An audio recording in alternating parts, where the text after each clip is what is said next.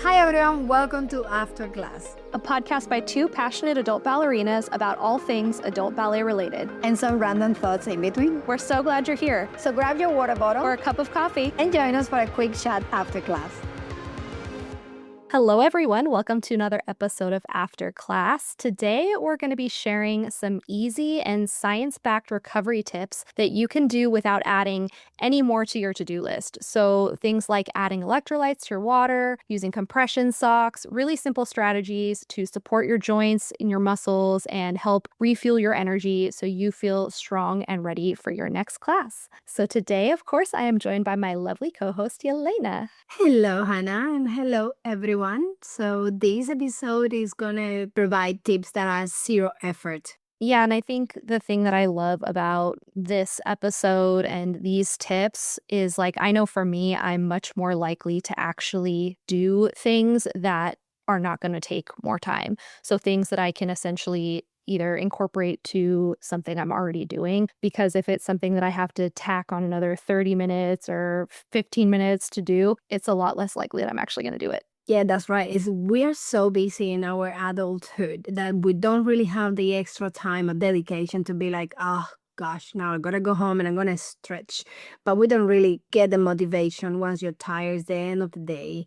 You put it off and I'm gonna do it next morning. The next morning you wake up and you actually don't even have the time. So doing few things that are not just related to sitting on the floor and stretching, few little things that can actually help you. So what would you say would be our first tip, Hannah?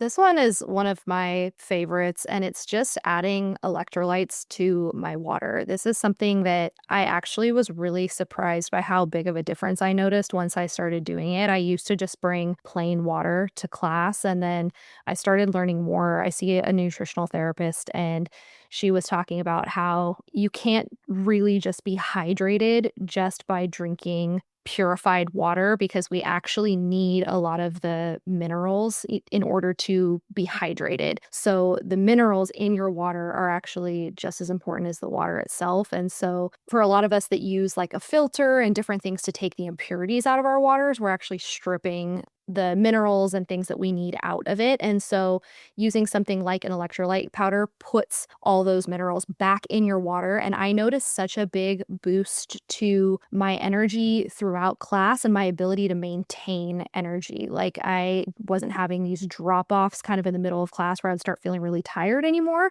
when I started putting electrolytes in my water. So I highly, highly recommend that. And like we said at the beginning, this is something that literally is nothing extra you're doing. You're just adding electrolytes to the water that you would already be drinking. Actually, when I was in my my labor day, I remember that one of the things that the midwife recommended, it was electrolytes for the water. And she said it's not just to keep you hydrated during labor, but because it helps with muscle contraction, because it prevents some cramps. And I was going to be full in pain. So she's like, the more you can prevent, the better. And I was just thinking, why don't we do exactly the same when we dance? Why don't you prevent while you're dancing? You're dancing for an hour and a half, few days in a week. Why, rather than waiting until you're all tired, all cramped, and your muscle all tense? Okay, now I'm going to do the prevention. No, do that before. Start adding those electrolytes to your water. And it was really interesting. It actually helped lots because I could not eat anything. I was feeling that sick. And having those electrolytes on my water, it actually helped me to pull through. Yeah, they are honestly so amazing because, we need things like sodium, potassium, magnesium, calcium, and all that comes out as we're sweating. And so, like you were saying, it helps so much when you put it back in to prevent cramping. And it's wild to me. I used to get really bad calf cramps, and so I would eat a banana for the potassium. But it's interesting because once I started using electrolytes in my water, I haven't needed to eat a banana anymore because I'm not getting muscle cramps anymore after class. Right. I think the big key with this is to make sure that when you're buying your electrolyte powder that you're getting as clean of a type as possible, because there are electrolyte powders that have a lot of additives in them, like dyes and sugars and things like that. So then it's not as pure, you're not really getting as clean of the benefits as you could. So I'll link in the show notes. There's a brand that I really love that I use, and I know there's others too that don't add any sugar, any dye, and a lot of them have a really nice little flavor to them also. Yeah, it kind of like entertains you a little bit. It's not just plain water and you're like, oh, again, water. It's something with flavor, something to give you the extra boost that you need. Almost as though you were drinking a little bit of coffee during the exercises. And if you don't like adding electrolytes to your water, also coconut water with a little bit of salt is also really great for replenishing those same minerals. And I think coconut water is so refreshing after class. It tastes so good. And then if you just put a little bit of salt under your tongue while you drink the coconut water, it is amazing. I learned that from I used to go to this place that had hot saunas where you'd go and just like sit in the Oh. saunas, and they would always, after you were done, they would serve you a little thing of coconut water and a pinch of salt to put under your tongue because it Awesome. helps, after you've been sweating a bunch, and it tastes so good and it works so well. So if you're not into electrolytes, you can try that too. Oh, I gotta give a try to that. Hey, adult dancer. Do you love the podcast and want more resources, news, and tips to support your ballet goals? Head over to thebusybunhead.com, your source for all things adult ballet. Stay in the know, find community, and fuel your motivation with resources like the bulletin board, a free monthly newsletter, and the Bunhead Book Club. Brand new to ballet? Book a session to get your questions answered. It's all waiting for you at thebusybunhead.com. You know what? A second point that I'm sorry that I'm relating everything to pregnancy and Labor Day and all that, but that's the latest experience that I had. So I'm sorry, I keep going back. However, it's very relatable to physical workouts. Recovering from pregnancy, from birth, is such a massive movement. It is just really big on the body and the muscles, especially. And I remember that one of my next door neighbor, she had her baby. It's already 2 years old, and she said, "Oh, there you go. These are our Epsom salt bath for your recovery." I'm like, "Yeah, sure." It's like, no, no, it's really good. Those bath salts are really nice for your body because it has magnesium. It has she told me what it has. I don't remember all of the ingredients, but it basically what it does is helps your muscles to relax rather than contracting and being all tight. It relaxes you. And I actually noticed the difference when I have the salts on the bath rather than not having it. I don't know if it happened to you, Hannah, but I do feel the difference. Yeah, I think one of the things I've noticed too with Epsom salt baths is sometimes after a day that I've worked out hard and like taken class, sometimes in the night I get like the muscle twitches. There's a name for them. I can't remember what it is, but yeah, I get those little like muscle contractions, involuntary twitch. And if I do an Epsom salt bath, it really relaxes my whole body and makes me very tired. I notice that I don't get those twitches. So like I love doing an Epsom salt bath in the evening right before I'm going to get into bed because they make me really, really sleepy. And sometimes too, like I know if you're someone who takes class in the evening, like I've talked to people about this, about how when I was doing a salsa team, our rehearsal wouldn't end until like 9 o'clock at night. And then I have to come home and try to wind down. And it was really hard to get my nervous system to kind of shut off. So if you're someone that does evening classes and you have a hard time getting your adrenaline to kind of calm down after class, an Epsom salt bath is a really great way to recover because you're going to shower, you're going to bathe yourself anyway. So might as well make it an Epsom salt bath, get the benefits of the muscle recovery, help calm your nervous system, and help yourself get a little bit more relaxed so that you can fall asleep easier. So both of us have tried this, specifically this tip, and it actually make us feel different, and we can feel the difference. So, and it also doesn't add any time, as you said. You're already gonna bathe yourself. You're gonna already gonna have a shower. What is the difference? Put the bath running, put the salt in, take 5 minutes to get ready, and just sit. And you can even just really take the time to not even read a book, but to decompress, to relax, to wind down and get ready for bedtime. That way you will have a way even better recovery as you're sleeping overnight. Yeah, agreed. So the next one that I think is really important because again, these are zero effort tips. And so after class, we're all going to have to put shoes on to either leave the studio or go about our day. And the shoes that you put on really, really matters as far as helping your feet recover. So not the best to put things on like flip-flops or shoes that don't really offer support or that continue to kind of squeeze your feet. You want to make sure that you are wearing shoes that allow your toes to spread, recommended that support your arches and are going to help with relieving that foot fatigue. So, choosing recovery footwear specifically, there's a lot of different brands that have great options for this, but that's a really, really easy way to support your body's recovery is by choosing the right shoes to wear after class. Definitely. I felt the difference. Again, I come from Cuba. I never had Nikes in my life. I think I mentioned this long time ago in one of our first episodes. And when I met my husband, I remember that he kept talking about, oh, these Nikes are really good. Are going to be really good for you as a dancer because they have really good arch support and blah, blah, blah. I'm like, oh, I don't really have the time to start trying Nikes. First, the price. I was in China. Everything coming from America has like 3 times the price. It's like, no, I'm not going to be into that. And he realized that I was complaining that my arches hurt every time I finished teaching and dancing. I was just like, I can't keep up. I was putting my feet on cold water and ice bath at night. And I was like, okay, I got you, girl. And he bought me a pair of Nikes and we just started dating. And I remember those specific shoes. I immediately felt like no more pain on my arch. My feet felt like if I was in cloud nine. I was just like, oh my God, I wish I have taken your advice earlier and actually try to find a shoe that supported it, supported my arches, supported my recovery after class, like standing on your feet, dancing, teaching, moving. Oh gosh, you definitely need something.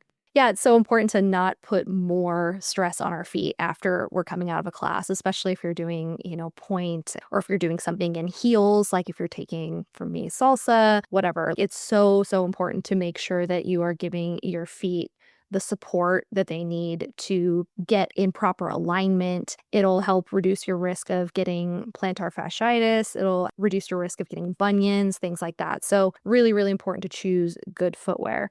So maybe now we can transition into things that you can do while you're watching TV.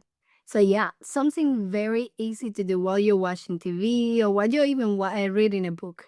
Lay down flat on your back, lift your legs. It helps with draining lymphatic fluid, reduce swelling. You don't need to go anywhere to do it. You can do it anywhere at home. Athletes do that. And it also helps a little bit with the in alignment on your back as well. Like every time I had my pain on my lower back after class, I will lay down flat on my back and put my legs against the wall, raising my legs almost in a 90-degree angle. So that's a great, easy way to recover at home. It's interesting too with elevating your legs against the wall because I remember several years ago I was going through a period of really, really bad insomnia. And so I was looking up tips to help relax your body before you go to bed. And similar to the Epsom salt bath, too, this was recommended as a way of helping your body relax and get ready for sleep. So I don't really fully know what it does that makes you more relaxed, but I did try it and really felt like it worked. For some reason, when you lay there with your legs against the wall, like you said, at the 90-degree angle, you'll notice if you stay there for a while that it kind of just starts to relax you. And you're getting all the benefits you mentioned of helping to drain lymphatic fluid and reduce swelling out of your legs and your feet and your ankles too. I think the next tip, Hannah, I did actually get this one from you and from the energetics shop. I never used them. No idea like it even existed or it could help me. It's just like again, coming from so many years of training without anything. So the next tip, Hannah. Yes, these are some of my favorite is the little toe separators that you wear Yeah. that slide in between all 5 of your toes, and you can actually put them in the refrigerator and make them cold, and they feel so good, and I love putting them on while I'm just watching TV or sitting around because especially with point work, our toes tend to be really cramped. Even with slippers, honestly, like our toes are very smushed together, and so putting on separators and just letting your toes stretch out, it's so good for your feet. It's so good for preventing bunions. That's actually what kind of pushed me over the edge with buying these and wearing them in the evenings was when I started to get bunion pain. And I was like, oh, no, no, no, no. So I started looking up ways to help with that and found toe separators because, I mean, they're used even by people who aren't dancers. A lot of different types of people wear them. If you have bunions, even from like wearing high heels to work, things like that, they're so, so great. So you can literally just put them in while you're reading or watching Netflix. Yeah, and I can attest of that because I always have bunions, but I really never focus on it until I stopped dancing. Like it's kind of like when you are in pain, but you keep pushing through. So it happened the same to me. I was dancing my entire life. Once I retired, oh my God, my entire body just collapsed. I wasn't doing the same strength, the same amount of mobilities. My training changed. It wasn't as regular and systematically as I used to do it as a professional. So my entire body collapsed. And I remember you talking about, oh, the toe separators. Then I went to Energetic to buy the new point shoes for first time getting my first fitting 3 years ago. And they were like, oh, you can use these toe separators. And I actually was sleeping with them because my bunions were hurting that bad. And just by putting the separators and just pushing the toe and actually get it into that alignment again, it helped so much. It makes such a big difference of that recovery. Yeah, I mean, it's kinda crazy too, because when you think about it, like, the way that we have them, smushed together in our shoes is, like, they're all being bent in one direction, and so when you put on separators, you're forcing them to bend out the opposite direction, so it's just like in the same way as we stretch every other part of our body where, like, you don't wanna just stretch in one direction or, like, for ballet, we're always in turnout, so then we need to work in the opposite direction. It's the same with our toes. We have them all smushed together, and so now we need to stretch them in the opposite direction, and honestly, Oh, like, exactly. even for dancers who tend to have we have a lot of mobility in our toes more than the average person, you will be surprised at how it's a little bit uncomfortable when you first start putting them in because we're not really like, most of us are not really I used to know. stretching our toes like that. I know. So I hope everyone liked this episode. What we're trying to do is to show you that recovery shouldn't be one more thing to add to your routine, but actually a little bit of different choices that you can make during the day. Basically, there are choices you can make during the day to help you recover while the day is happening without you creating an extra routine for your day. Yeah, like you said at the beginning, adults, we don't usually have time to add more things into our schedule. So if you can just make little tiny adjustments to the things that you're already doing to help support your body's recovery, I mean, that to me is such a win. And these are all things that I practice because I don't have to put any extra effort in. So we Yeah. hope that these tips were helpful for you guys as well. And if you enjoyed the episode, we would love it if you would leave us a review. It really helps other dancers find the podcast. Thank you so much, everyone, for listening, and we will see you in our next episode. Bye. Thank you for listening to After Class. Join the community on YouTube and Instagram or come dance with us, our weekly Zoom classes for adult ballerinas like you. Links included in the episode description. Special thank you to our sponsors. See you next time after class. Podcast produced by Mission Bridge Media.